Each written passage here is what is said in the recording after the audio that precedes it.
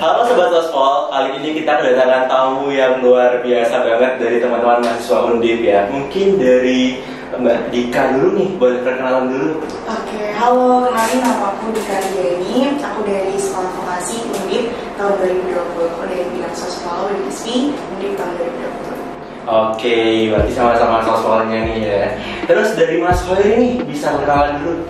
Halo teman-teman semuanya, perkenalkan nama saya Muhammad Hoiri dari Program Studi Ilmu Pemerintahan Fakultas Ilmu Sosial dan Ilmu Politik Universitas Diponegoro. Untuk organisasi, mungkin saya mengikuti KMJS dan BEM Undip seperti itu. Oke, luar biasa, menarik banget ya Ria.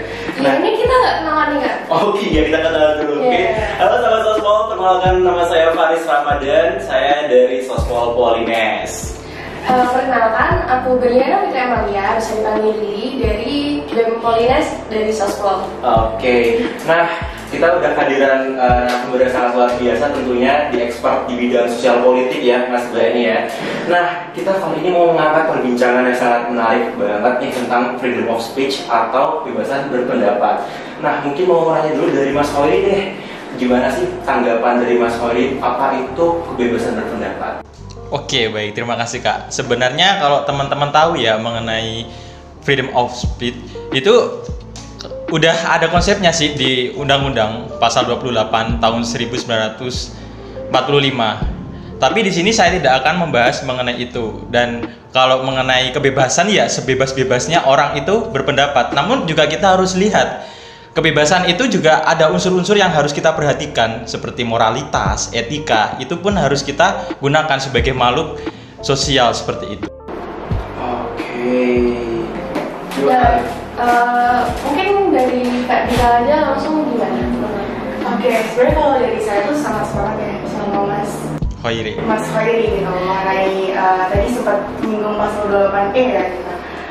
Saya juga sepakat gitu bahwasanya konsep dari kebebasan berpendapat itu menurut saya ya gitu adalah ketika seseorang itu merdeka untuk bersuara, untuk menyampaikan gagasannya, untuk menyampaikan ide-idenya tanpa ada pemaksaan, tanpa ada intervensi atau bahkan tanpa ada tekanan apapun gitu. Itu konsep kebebasan berpendapat menurut aku gitu. Meskipun sepakat ya harus ada batasan-batasan tertentu seperti yang udah disampaikan tadi gitu. Nah, menarik nih dari Kak Dika, tadi menyebutkan batasan-batasan dalam menyampaikan pendapat atau opini. Apa sih batasannya kalau boleh tahu dalam mengungkapkan pendapat? Oke, kalau menurut aku sendiri sebenarnya batasannya untuk mengungkapkan pendapat itu adalah pastinya tidak memuat unsur sara gitu, terus penghinaan, terus diskriminasi juga gitu. Selebihnya menurut aku aman-aman aja sih gitu, asalkan tidak memuat ketiga unsur tadi gitu. Oke, berarti lebih cakupannya ke sara ya Mbak ya? Iya, benar. Nah kalau dari Mas Hoiri nih, gimana nih? Ada perspektif lain nggak tentang batasan dari mengungkapkan pendapat? Oke, mungkin kita harus bedakan terlebih dahulu ya teman-teman mengenai kebebasan berpendapat dengan ujaran kebencian gitu. Mungkin di sini saya boleh gak sih ngomong toksik Kak? Oke. Boleh, serius. Wah ini kalau memang boleh ini sangat bebas sih saya. Tapi kan kita harus tahu mengenai etika komunikasi dan harus mempertimbangkan orang-orang yang kita berikan pendapat itu seperti apa gitu kan. Kita juga harus mengetahui nih aspek antara apakah pendapat kita itu bisa dipertanggungjawabkan gitu. Dan kita sebagai seorang akademisi harus mengeluarkan pendapat jika ada data dan fakta pendukung gitu kan. Mungkin memang hak asasi manusia dalam pasal 28 1945 ini juga sudah ditentukan mengenai hak asasi manusia gitu. Tapi di sini juga mengenai pasal tersebut juga nge-framing bagaimana hak asasi manusia itu juga melibatkan antara hak individu gitu. Mungkin kita di situ akan merasa bebas gitu. Tapi kalau saya ngejat sama mas-masnya apakah terima? Tentu tidak kan. Nah, itu yang perlu kita pertimbangkan gitu. Dan kalau teman-teman tahu nih dalam pasal 28 J misalkan, di situ juga ada kebebasan yang tentunya itu ada dibatasi dan merujuk kepada undang-undang gitu. Seperti itu sih. Oke, berarti dari tadi itu Mas Bani sebenarnya menyinggung tentang pasal 28 ya. Nah, kalau tidak salah nih ya Mas Mbak ya, pasal 28 itu kan menjamin kebebasan dalam berserikat, berkumpul, serta menyatakan pendapat. Nah, masih relevan nggak sih di 2022 ini tentang jaminan-jaminan itu? Oke. Siapa dulu nih Kak? Ya, mungkin aku dulu kali ya. Oke, silakan. Sebenarnya kalau dibilang relevan atau enggaknya itu tergantung balik lagi gitu ya. Karena sebenarnya kan kalau udah termuat dalam Undang-Undang Dasar Negara Republik Indonesia tahun 1945 yang dimana itu adalah sebuah konstitusi ya, artinya hukum tertinggi di Republik Indonesia karena negara kita menganut karena negara kita adalah negara hukum gitu. Nah itu secara teorinya mungkin gitu, tapi implementasinya adalah sekarang mungkin aku gak usah jabarin aja ya gitu kondisinya sekarang kayak gimana gitu, karena banyak banget kondisi-kondisi yang malah berbalik gitu, terbalik dari seharusnya gitu. Mungkin kayak ada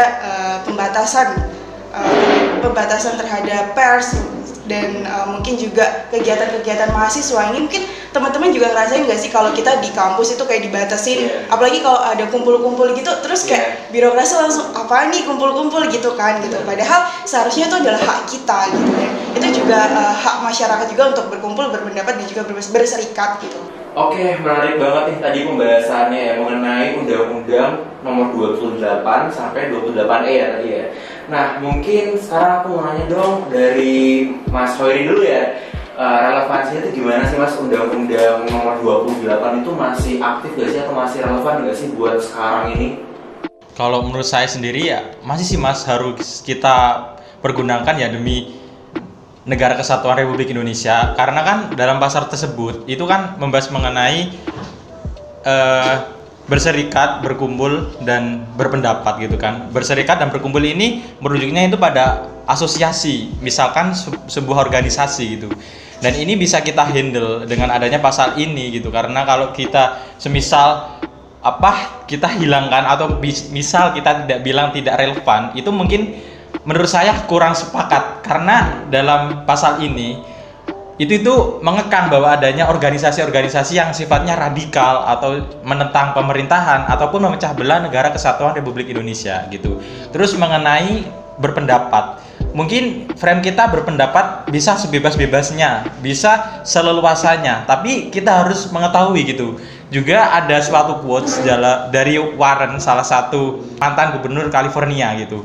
Itu berbicara bahwasannya hukum itu mengambang di samudra etika. Nah, hukum tanpa etika ini tidak ada gunanya menurutku, karena kita harus mempertimbangkan kita itu kehidupan sosial, membutuhkan sosial masyarakat yang selalu ada di sekitar kita. Mungkin kalau kita hidup sendiri di dunia ini bisa sebebas-bebasnya, karena kita makhluk sosial, ada negara yang memiliki hukum. Nah, makanya hukum itu harus kita taati seperti itu. Oke, tadi menarik banget ya, karena aku mendapatkan sesuatu yang baru yang belum pernah aku dengar sebelumnya dari mantan wali kota mana Mas? Atau mantan gubernur? Mantan gubernur Florida. Oh, California. Florida terus aku mikir. Soalnya ada gue dari Florida gitu ya, jadi aku pikiran terus. Nah, tadi kan mengutip bahwa hukum tanpa etika, tanpa didasari etika tidak ada gunanya atau useless. Nah, kalau dari Mbak Dika sendiri ada tanggapan sendiri nggak atau punya insight khusus nggak tentang relevansi pasal Undang-Undang Nomor 28? Oke, ini mengenai relevansi jaminan pasal 28 ya? Iya. Iya.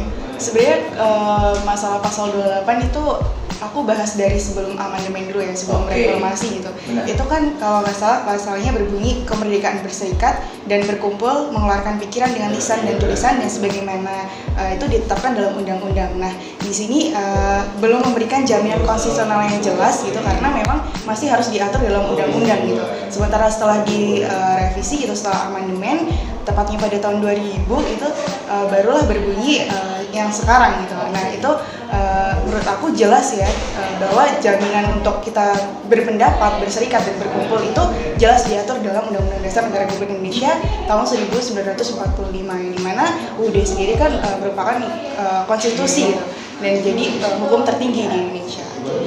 Oke, berarti secara garis tarik kesimpulannya dari Mas Bayu kan sepakat mengenai undang-undang itu tidak karet ya sebenarnya ya, karena untuk mendasari bahwa kita tuh sebagai agent of change, sebagai pemuda itu jangan takut untuk mengungkapkan pendapat, untuk berkumpul, karena udah didasari oleh Undang-Undang Nomor 28 ini. Nah, kalau misal nih sekarang nih ya, di bahasa sekarang ini mahasiswa ini cenderung takut nih buat mengungkapkan pendapat. mungkin kalau kita tarik aja dari Mas Ba yang ahli dari sosial politik ya, bidang sosial politik, kita lihat nih ya fenomena di lapangan deh. Ada mungkin kita ingin memberikan pendapat kita di muka publik, tapi ujung-ujungnya bukan didengarkan, malah dibungkam dan ditangkap kayak gitu. Itu gimana sih untuk menyikapinya? Oke, boleh. Aku dulu boleh? Iya, boleh. Ini mungkin aku hubungan sama demokrasi di Indonesia, boleh gak? Oke, boleh banget. Nah, kalau kita ini nih teman-teman, saya sepakat dengan teori demokrasi yang diberikan oleh Gus Dur gitu kan. Teori demokrasi yang dimaksud Gus Dur itu tidak hanya demokrasi yang sifatnya prosedural gitu, tapi juga substansial. Maksudnya apa? Orang-orang elit politik yang di atas itu juga harus bisa atau mampu merepresentasikan seluruh masyarakat Indonesia gitu kan. Dan kadang orang-orang yang ditangkap, orang-orang yang bahkan pun ya mohon maaf sampai ke masuk penjara, itu terkadang di situ kita mengatakan demokrasi ini dibatasi, demokrasi ini udah tidak ada di Indonesia, demokrasi ini mungkin udah hilang. Tapi sebenarnya kalau Gus Dur bilang katakan seperti itu ya, itu mungkin secara karakteristik orang-orang di Indonesia atau elit politik yang menggunakan demokrasi itu hanya untuk mereka sendiri, kurang melibatkan masyarakat-masyarakat secara substansial makna demokrasi tersebut gitu. Mungkin kalau kita lebih tahu nih secara prosedural itu ada one man one vote. Mungkin di situ masyarakat akan dibayar. Nih kamu 100.000 nyoblos saya gitu. Dengan ada istilah pesta demokrasi gitu. Pesta demokrasi ini demokrasinya, pestanya masyarakat sesaat, tapi demokrasinya untuk para elit politik itu gitu. Tapi kalau sebenarnya teman-teman mau mengungkapkan pendapat itu tidak perlu takut gitu kan. Karena sebenarnya yang namanya kebebasan berpendapat itu tidak ada yang pure. Manusia itu bebas. Bebas yang tidak bebas menurut saya gitu. Kita sebagai akademisi mau mengungkapkan pendapat harus ada di dasar yang pertama data, terus fakta gitu.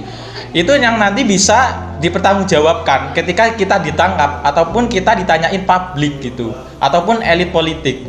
Apa dasar-dasar yang kamu berikan atas pendapatmu seperti ini? Mungkin ada yang namanya UU ITE juga ya Mas. Itu mungkin sebagai menghandle adanya ujaran kebencian di sosial media, misal seperti itu. Itu juga sebagai batasan untuk kita berpendapat itu atas dasar yang memang ada data dan faktanya gitu. Ya makanya kenapa kok saya di awal-awal harus kita bisa membedakan yang namanya kebebasan berpendapat sama ujaran kebencian seperti itu.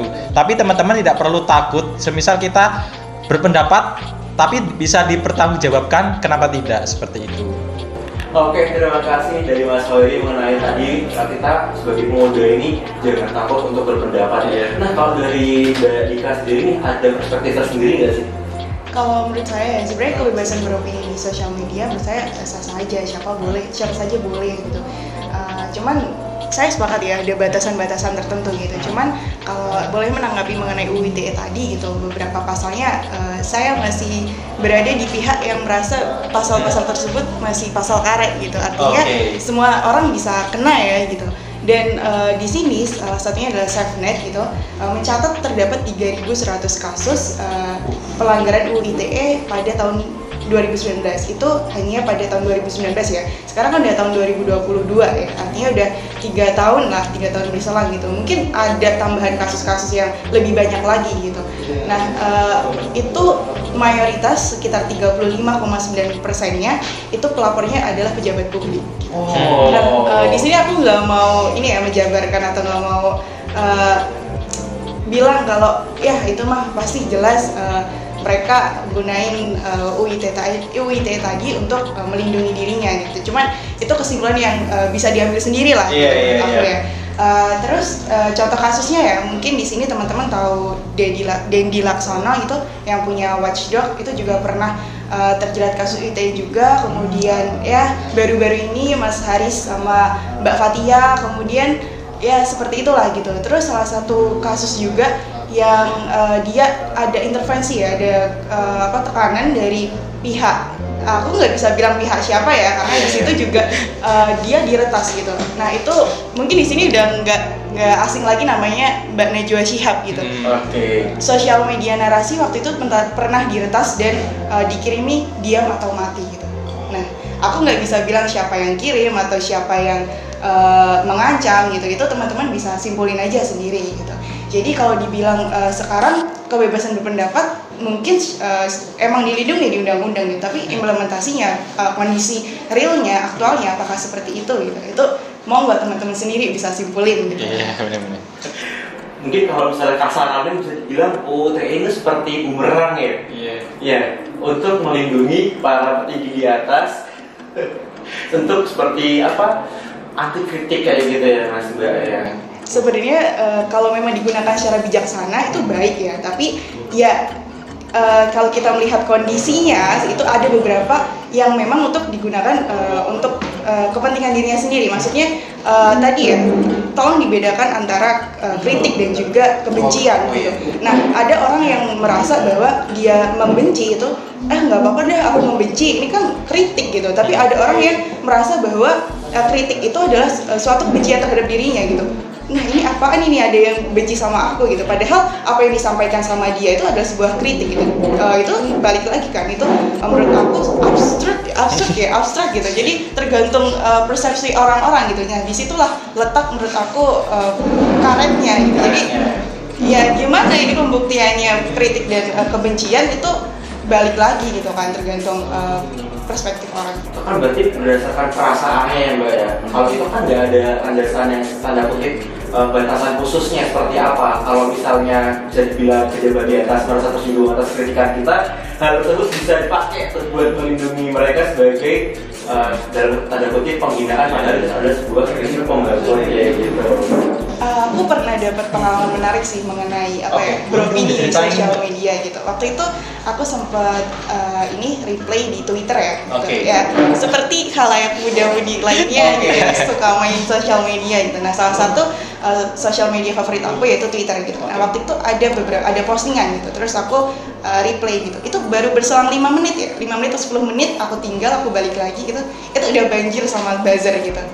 Nah, itulah letak sebenarnya masih aman nggak sih kita untuk berpendapat di sosial media gitu. Ya itu balik lagi mau disimpulkan kalau memang keadaannya kayak gitu sebenarnya masih aman atau enggak gitu.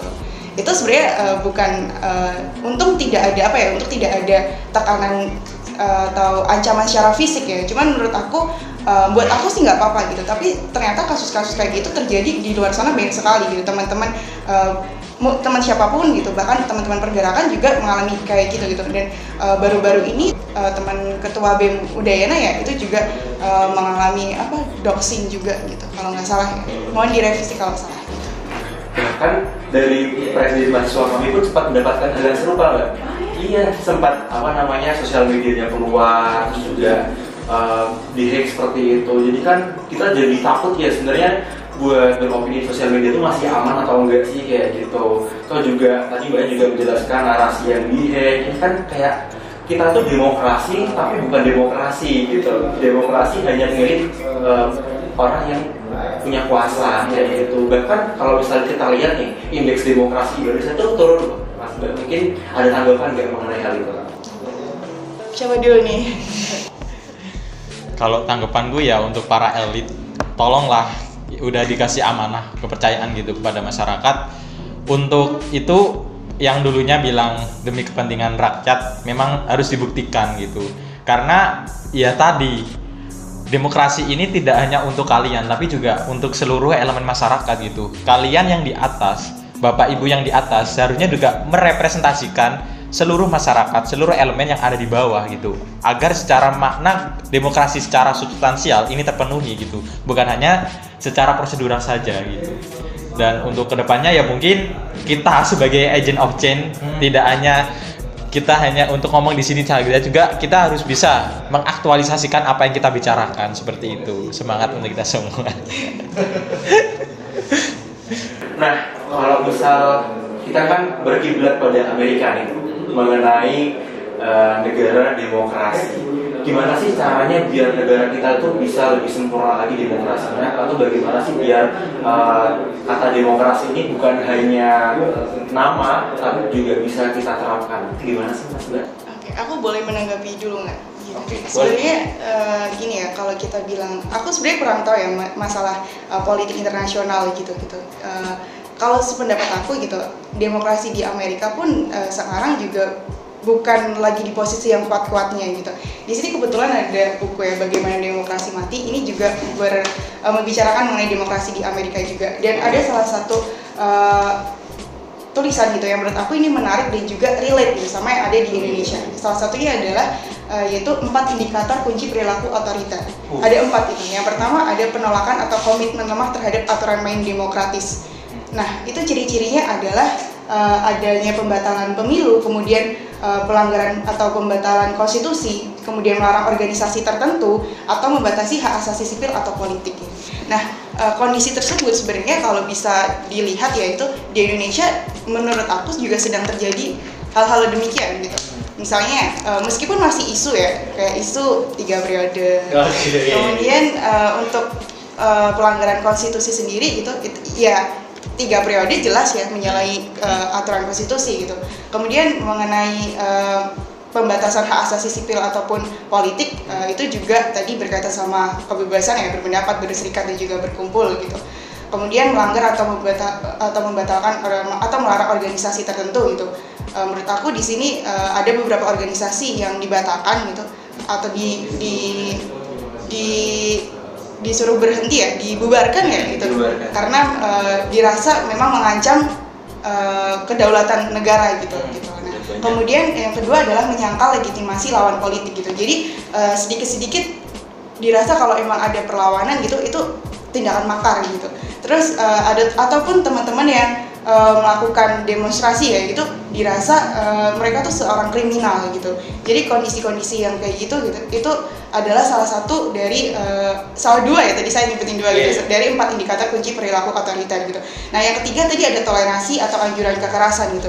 Nah di sini mungkin teman-teman nggak asing lagi ya kalau di sosial media gitu refresh biasanya banyak postingan ini polisi pukul-pukulin mahasiswa yang demo gitu, ataupun yang sedang terjadi ya kayak gitu terus ataupun dari TNI juga gitu. Nah dan seringkali kayak gitu tuh nggak ada tindakan lebih lanjut gitu. Maksudku tidak ada hukuman untuk mereka polisi atau TNI tadi yang memukuli mahasiswa kayak gitu. Dan ya udah itu hanya konsumsi media sosial aja gitu. Kita ramai di media sosial tapi nggak ada tindakan lebih lanjut gitu. Ya untuk apa gitu kan kayak gitu. Dan hal-hal kayak gitu udah kayak dinormalisasi gitu.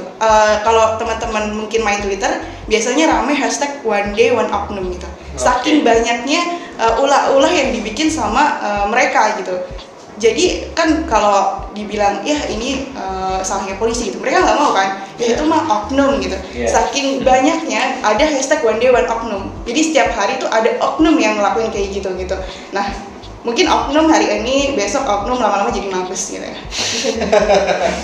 Oke, kemudian yang keempat tadi ada kesediaan membatasi kebebasan sipil lawan termasuk media gitu ya. Tadi saya sempat spill yang Mbak Najwa Shihab ya. Ya itu adalah salah satu bukti konkret gitu bahwa ada pembatasan terhadap hak-hak media gitu.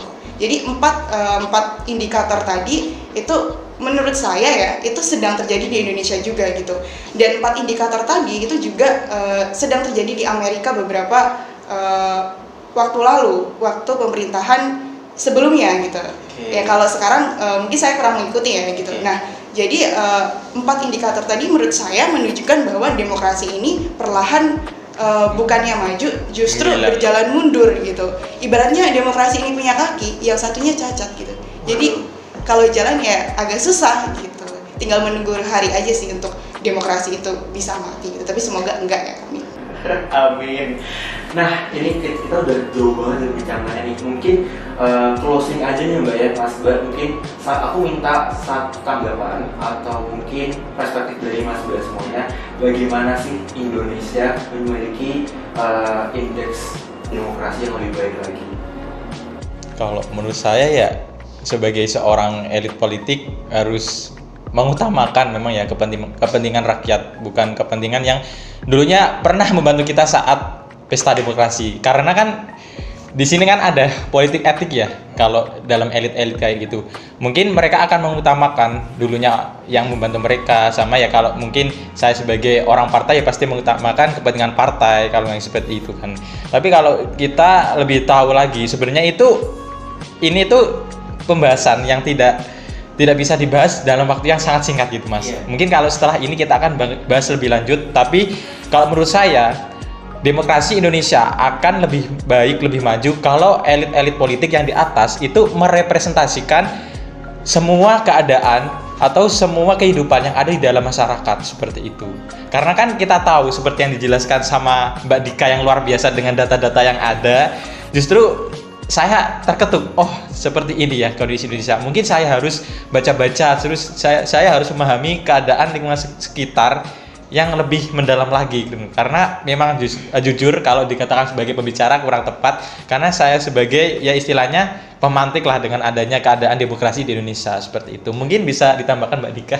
Sebenarnya saya sepakat banget sih gitu. Cuman kalau gimana caranya untuk demokrasi di Indonesia ini lebih baik lagi ya gitu. Ya kita aja gitu, dari kita dulu gitu. Kita tadi katanya agent of change ya gitu. Ya mungkin dari kita dulu, sesimpel kayak kita ngikutin permira kayak gitu-gitulah gitu. Terus kita juga taat untuk ngikutin pemilu kayak gitu. Karena suara kita kan juga sangat berguna ya gitu. Jadi sesimpel dari kita dulu gitu.